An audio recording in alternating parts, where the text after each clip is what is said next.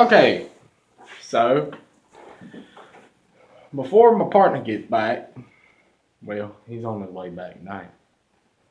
We're just Bama boys, hashtag motivated. We're going to tell you a little bit about John Marshall and Mark Twain. Alright, so I'm going to tell you a story. Well, I'm going to tell my partner here a story. He looks like Casper right now. But I'm going to tell y'all a little story. Like maybe about a minute story about John Marshall.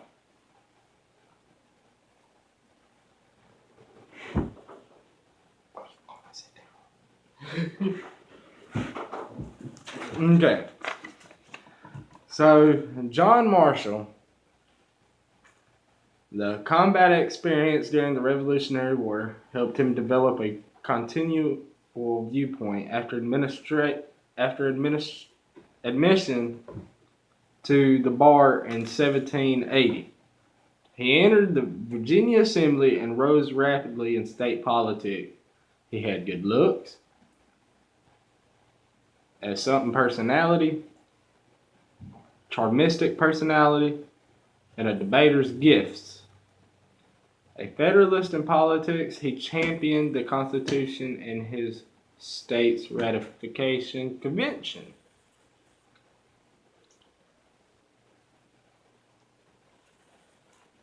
John Jay, the first Chief Justice who had resigned, described the Supreme Court, as lacking weight and respect.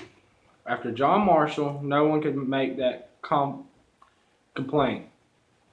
In 1801, he and his colleagues had to meet in a tiny room in a basement of the Capitol because the planners of Washington, D.C. had forgotten to provide space for the Supreme Court.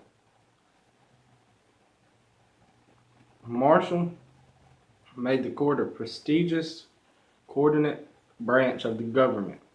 In 1824, Senator Martin Van Buren, a political enemy, conceded that the court attracted idolatry and its chief was admired as the ablest judge now sitting upon any judicial branch in the world.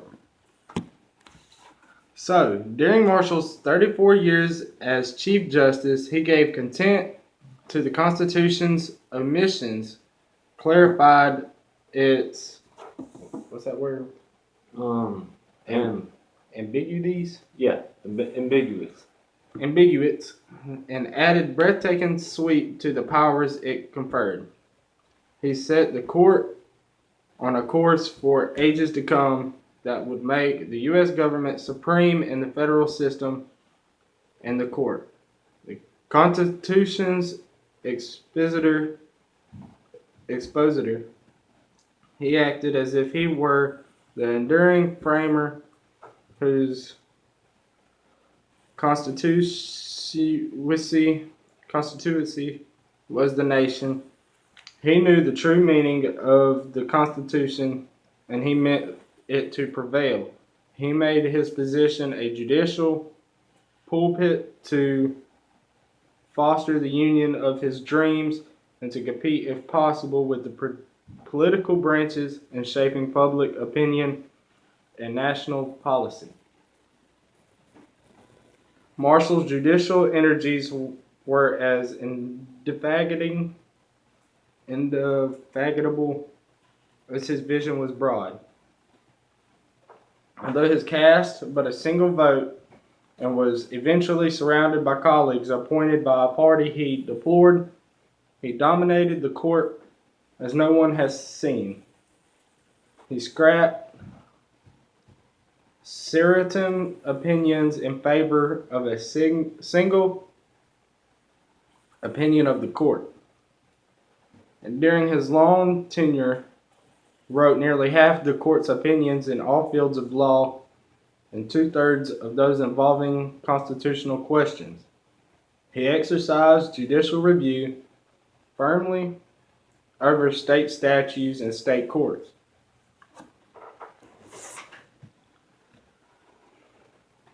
Let's see. State courts. You say statutes?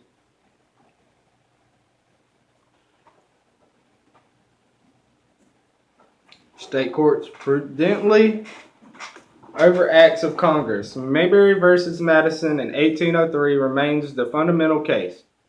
Marshall read principles of vested rights into the contract clause and expanded the court's jurisdiction, notwithstanding judicial rhetoric conjuring up to the bulges of Valley Forge. His judicial nationalism, which was real enough and helped emancipate America, commerce verse in Gibson versus Ogden in 1824, sometimes constituted a guise to block regulatory state legislation that limited property rights. He linked the Constitution with national supremacy, capitalism, and judicial review. And that is all I have to talk about John Marshall. Alright, now I just gotta tell mine. Well, we're on video. Let's go, boy. Alrighty. Well, this is a story about Mark Twain. On November 30th, 1835, the small town of Florida was in Missouri. I don't know. I'm just gonna say Missouri. I think it's Mo.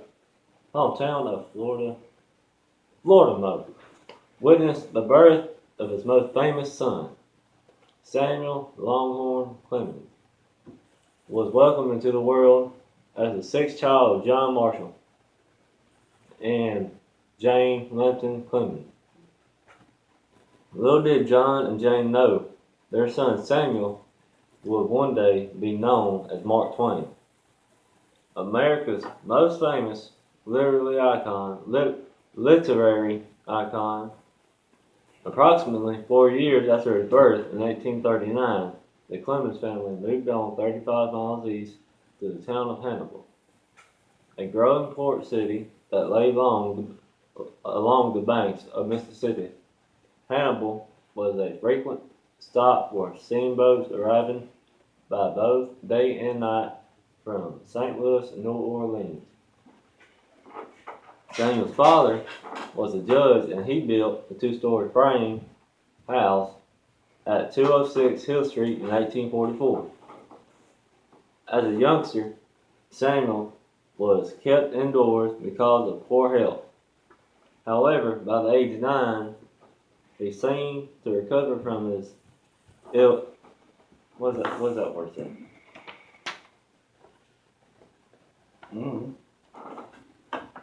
Ailments and joined the rest of the town's children outside. He then attended a private school in Hannibal. When Samuel was 12, his father died of pneumonia, and at age 13, Samuel left school to become a printer's apprentice. After 2 short years, he joined his brother, Orion's newspaper, as a printer and editorial assistant. Let's see, where was I at? Oh yeah. It was here that young Samuel found he enjoyed writing. When Samuel was 12, his father died of, I just read the other one. Okay. At age 17, he left Hannibal behind for a printer's job in St. Louis. While in St. Louis, Clemens became a river pilot's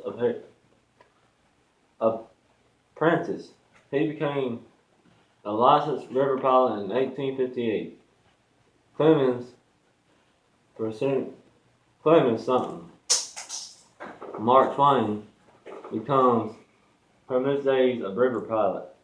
It is a river term which means 2 fathoms or 12 feet when the depth of water for a boat is being sounded.